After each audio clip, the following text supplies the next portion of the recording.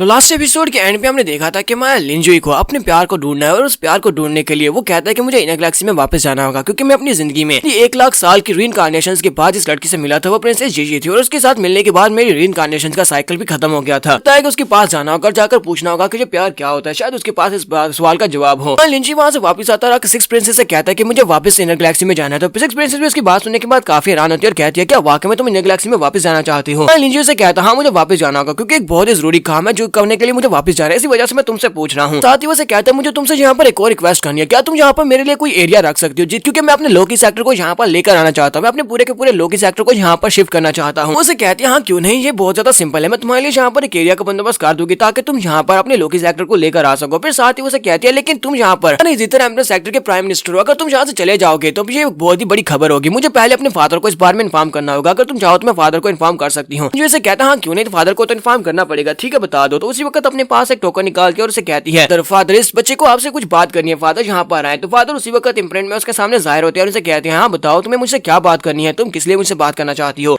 तो six princess उसे कहती है फादर कॉन्फिडेंट वापस जा रही है, वो इनर गैलेक्सी में वापस जा रही है अपने लोकी सेक्टर के लिए। मुझे लगा कि ये बात आपको बताना बहुत ज्यादा जरूरी है क्योंकि उनके यहाँ पर ना होने से काफी कुछ हंगामा हो सकता है। तो फादर उसे कहते हैं हाँ ठीक है, लेकिन मुझे लगता है कि इसका रास्ता इनर गैलेक्सी में बहुत ज्यादा खतरनाक होने वाला है, इसी वजह से मैं कुछ लोगों को इसके साथ भेज देता हूँ ताकि वो लोग इसका साथ देंगे। तो मैं लिंजुई से कहता है नहीं इस बात की जरूरत नहीं है, मेरे साथ लोगों को बेचने की जरूरत नहीं है। एम्परर से कहते हैं कि मैं यहाँ पर लोगों को तुम्हारे प्रोटेक्शन के लिए नहीं बेच रहा बल्कि तुम्हारे लिए बेच रहा हूँ ताकि वो तुम्हारे पर नजर रखें, क्योंकि अगर तुम भाग गए तो मेरा इलाज कौन करेगा। मैं लिंजुई से कहता अच्छा ठीक है समझ गया, लेकिन ज्यादा लोग नहीं होने चाहिए। तो एम्परर से कहता ठीक है तुम मेरी 6 बेटी और साथ में बाई चांस ये दोनों तुम्हारे साथ जाएंगे। लिंजुई से कहता ठीक है एम्परर जैसे तुमने कहा बिल्कुल ठीक है, मैं इन दोनों को अपने साथ ले जाता हूँ। नेक्स्ट सीन 1 घंटे के बाद का दिखाया जाता है। 1 घंटे के बाद उनकी शिप बिल्कुल रेडी होती है। लिंजुई अपने लोगों से कहता है चलो ठीक है चलते हैं। लिंजुई कहते हैं चलो जल्दी से वापस चलते हैं और जल्दी से वापस आते हैं क्योंकि मुझे लगता है कि कोर गैलेक्सी में कुछ बहुत ही बड़ा होने वाला है, इसलिए मैं जल्दी से जल्दी वापस आना होगा। तो बाई चैन और प्रिंसेस जू दोनों से कहते हैं ठीक है जल्दी से चलते हैं। तो वो लोग अपनी शिप के ऊपर बैठकर दरवाजे के पास पहुंचते हैं। ऐसे ये लोग जा रहे होते हैं, उसी वक्त फोर्थ प्रिंस को दिखाते हैं। फोर्थ प्रिंस कहता है तो फाइनली ये बंदा तो यहाँ से निकल गया। फोर्थ प्रिंस की आंखें दिखाते हैं जैसे कि वो एक डीमन में चेंज हो चुका है। वो कहता है ये तो इनर गैलेक्सी में जा रहा है, इसका मतलब यह है कि ये बहुत ही दूर जा रहा है, इसका मतलब यह है कि हम लोग यहाँ पर एक्ट कर सकते हैं। लिंजुई की शिप जैसी वहां से बाहर निकल जाती है, इसी के साथ ही वहाँ पर ब्लैक फॉग को दिखाते हैं। ब्लैक फॉग पूरे के पूरे एरिया को कवर करना स्टार्ट करती है, जहाँ पर सारे के सारे हाइनेसेस की रेजिडेंस होती है और साथ ही एम्परर की रेजिडेंस होती है। तो ये जो ब्लैक फॉग होती है वो चारों तरफ से हर एक जगह को कवर कर रही होती है। क्योंकि नेक्स्ट सीन हमें दरवाजे के पास का दिखाया जाता है जहाँ पर कोर गैलेक्सी को छोड़कर इनर गैलेक्सी की तरफ जाया जा सकता है। तो वहाँ पर वो डीमन होता है जिसके साथ हमारे लिंजुई ने फाइट की थी। डीमन उसे देखते क्या है तो वापस आ गए। लिंजुई से कहता आज मेरे पास इतना टाइम नहीं है कि मैं तुम्हारे साथ खेल सकूं, तो दरवाजा चुपचाप खोल दो क्योंकि मैं तुम्हारे साथ फाइट नहीं करना चाहता। डीमन जल्दी से उसके लिए दरवाजा खोल देता और कहता हाँ क्यों नहीं सर चलो जाए यहाँ से। तो हमारे लिंजुई दरवाजे को पार करते हुए इनर गैलेक्सी में वापस आ जाता है। जैसे वो लोग इनर गैलेक्सी में आते हैं वहाँ पर जानमेन सेक्टर के लोग होते हैं जो कि भाग रहे होते हैं। बाई चैन और इसके साथ साथ जीजियान वो दोनों पहली बार जहाँ पर आए तो वो लोग कहते हैं इन डोमेन में तो की पावर बहुत ज्यादा कम है, इसी वजह से लोगों की कल्टीवेशन यहाँ पर लो होती होगी। हम लोग पहली बार यहाँ पर आए हैं, लेकिन यहाँ पर हो क्या रहा है, ये सभी लोग कहाँ पर भाग कर जा रहे हैं। हमारे लिंजुई कहता लगता है कि यहाँ पर कुछ बड़ा हुआ है जिसकी वजह से सभी लोग भाग कर जा रहे हैं।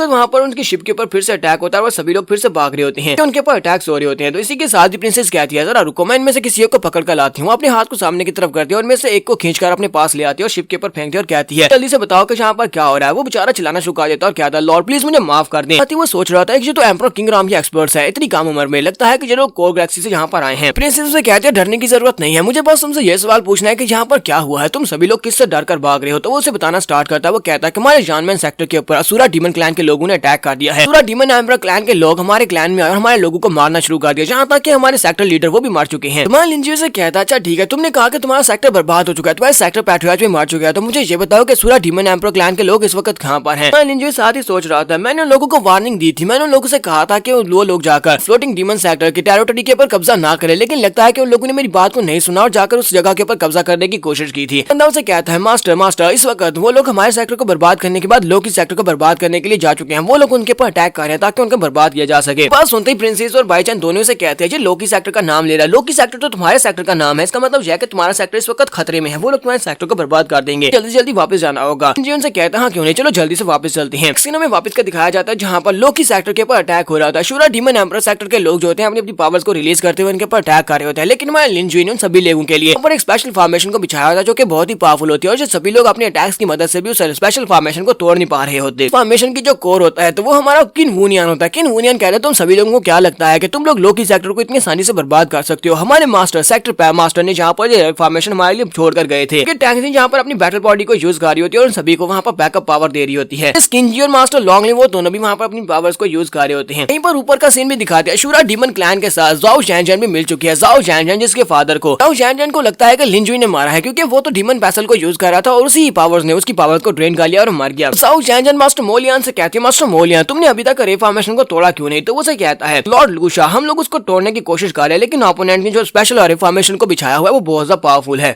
कि वहाँ पर कोई ऐसा मास्टर है जो कि रे फॉर्मेशन को बैकअप प्लान दे रहा है और मास्टर मुझे लगता है कैंपरो किंगराम के 3rd लेवल पर है। पर कोई बहुत ही पावरफुल मास्टर है जो कि जहाँ पर जितने लोग जख्मी होते हैं उन सभी की इंजरीज को दोबारा से हील कर देती है। इस वजह से हम लोग रे फॉर्मेशन को तोड़ नहीं पा रहे। तो जाओ जैनजैन उसे कहती है अच्छा ठीक है मुझे समझ आ गई। फिर साथ ही वो कहती है अब मुझे यहाँ पर अपनी पावर्स को यूज करना होगा। लोगों से फिर से चलाकर कहती है अपने लिंजुई को जल्दी से बाहर भेज दो। अगर तुम लोग लिंजुई को बाहर नहीं भेजो तो मैं तुम्हारे पूरे के पूरे लोकी सेक्टर को यहाँ पर ब्लड से नहा दूंगी। इन वूनियनों से कहता डीमन गर्ल हमारे सेक्टर मास्टर तुम्हारी आवाज देने पर बाहर आ जाएंगे और तुम्हारे कहने पर वापस चले जाएंगे। ऐसा तो बिल्कुल भी नहीं होने वाला। हमारे सेक्टर मास्टर तुम्हारे जैसी लड़की को कुछ भी नहीं समझते। तो जाओ जैनजैन भी काफी गुस्सा हो जाती है और कहती है बकवास बंद करो। साथ ही वो अपनी पावर्स को रिलीज करती है। वो अपनी डार्क पावर्स को यूज करते हुए उनके शील्ड के ऊपर अटैक करना स्टार्ट करती है। जबकि उसी वक्त मोलियन भी अपने लोगों से कहता है चलो जल्दी सभी लोग मिलकर अटैक करो। लोग एक ही पॉइंट के ऊपर मिलकर अटैक करना स्टार्ट करते हैं। इस बार वो सभी लोग साथ ही अटैक कर रहे थे इसी वजह से रे फॉर्मेशन वो टूट जाएगा। तो किंजी कहती है यहाँ पर सभी लोग रेडी हो जाओ। लगता है कि हमारे पास सिर्फ और सिर्फ एक ही रास्ता बचा है बैक हैंड को यूज करना पड़ेगा जो कि हमारे लोकी सेक्टर के मास्टर ने हमारे लिए छोड़ा था। हमें टेलीपोर्ट होकर दूसरे सेक्टर में जाना होगा कोर गैलेक्सी में जाना होगा। सभी लोग कहते हैं ठीक है लेकिन हमारा लिंजुई में वहाँ पर पहुंच जाता है। वहाँ पर पहुंचने के बाद हमारा लिंजुई कहता है जैन जाओ जाओ काफी लंबे अरसे के बाद तुम्हें देख रहा हूँ। जैन हमारे लिंजुई को देखने के बाद कहते तुम फाइनली यहाँ पर आ ही गए। लिंजुई से देखने के बाद कहता है तुम तो इस वक्त एम्परर किंगराम के 3rd लेवल पर पहुंच चुकी है। इसका मतलब यह है कि तुमने जहाँ पर बहुत ही हाई प्राइस चुकाई होगी इतनी जल्दी इतनी अपनी पावर्स को बढ़ाने के लिए। इसके ऊपर अटैक करने के लिए आगे बढ़ती है और इस बात से तुम्हारा कोई भी ताल्लुक नहीं है कि मैंने इतनी पावर्स को कैसे हासिल किया मेरी पावर्स कैसे बढ़ी हैं। लिंजुई से कहता है हाँ तुम भी बिल्कुल अपने फादर की तरह ही हो। तो वो उसके ऊपर अटैक करने के लिए उसके करीब पहुंच जाती है। मोलियन वहाँ पर अपने लोगों से कहते हैं चलो जल्दी से सभी लोग आगे बढ़ जाओ लोकी सेक्टर को बर्बाद कर दो। वो सभी लोग लोकी सेक्टर के ऊपर अटैक करने के लिए आगे बढ़ते हैं। वक्त बाईचैन उनसे कहता है तुम लोगों को किसने कह दिया कि तुम लोग हमारे कॉन्फिडेंट के सेक्टर के लोगों को इतनी आसानी से मार सकते हो। तुम्हें सेक्टर के लोगों को मारना है तो पहले तुम्हें मेरे पास से गुजर कर जाना होगा। तो वो बड़ी स्पीड से उनके ऊपर अटैक करते हुए सभी के पास से गुजर जाता है। वो थंडर पावर्स को यूज कर रहा होता है। ऐसे वो उनके ऊपर अटैक करके आके गुजरता है। तो ये देखकर मोलियन कहता है मैंने सुना था कि सीथर एम्परर सेक्टर का जो पहला हाइनेस है उसके पास इतनी पावर्स हैं सिर्फ और सिर्फ वही लॉ ऑफ थंडर को अच्छी तरह से समझ पाया और लॉ ऑफ थंडर को यूज कर सकता है। उसका नाम जू बाईचैन है। क्या तुम्हारा नाम जू बाईचिन है। तो बाईचैन उसे कहता है हाँ मेरा नाम बाईचैन है और मैं तुम्हें भी अच्छी तरह से जानता हूँ। मैं जानता हूँ कि तुम असुरा डीमन एम्परर सेक्टर के अंटू मो हो और तुम 4 जनरल्स में से एक हो। सीथर एम्परर सेक्टर का जो प्राइम मिनिस्टर है वो लिंजुई है और लिंजुई इस सेक्टर का मास्टर है। इसका मतलब यह है कि ये सेक्टर हमारी प्रोटेक्शन में, इसलिए चुपचाप यहाँ से दफा हो जाओ। तो मोलियन उसे कहता है चलो फिर ठीक है, लगता है कि तुम्हें भी यहाँ पर मारना पड़ेगा। देख देख यहाँ पर मेरी फायर तुमसे ज्यादा स्ट्रॉन्ग है, यहाँ पर तुम्हारी थंडर मुझसे ज्यादा स्ट्रॉन्ग है। तो वो उसके ऊपर अटैक करने के लिए आगे बढ़ता है। दोनों ही वहाँ पर अपनी अपनी पावर्स को टकराते हैं और वहाँ पर जबरदस्त एनर्जी निकलती है। जबकि यहाँ पर प्रिंसेस की तरफ दिखाते हैं। प्रिंसेस कहती है जब भी यहाँ पर मेरा काम करना होगा। उसके हाथ में एक रिंग होती है और वो कहती है कि मुझे यहाँ पर अपने मिशन को पूरा करना है। यहाँ पर हम लोग अपनी एपिसोड 142 का एंड करेंगे। एपिसोड का एक्सप्लेनेशन अच्छी लगी हो तो कमेंट करके जरूर बताइएगा। चैनल को सब्सक्राइब कर दें, वीडियो को लाइक और शेयर कर दें। शुक्रिया।